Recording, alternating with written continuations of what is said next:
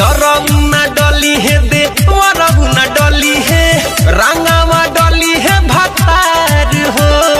होली भरल होंगे में डुबकी लगई है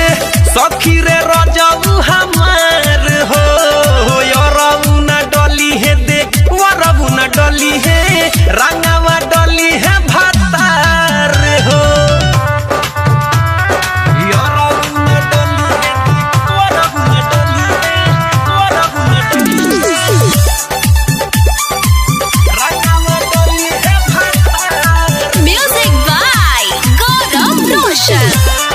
आप सुन रहे हैं अमित पटेल की आवाज में।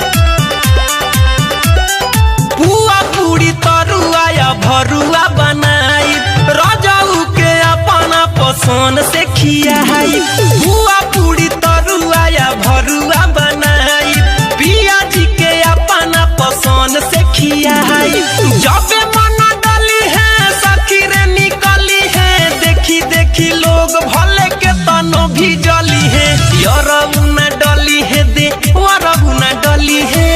रंगावा डली है भतार हो होली भरल होंगे में डुबकी लगई है सखी रे रजऊ हमार हो यरौना डली है दे वरौना डली है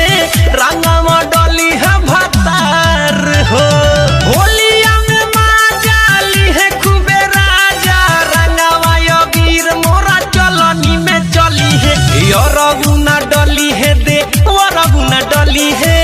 रंगावा डली है भतार हो होली भरल होने में डुबकी लगई है सखी रे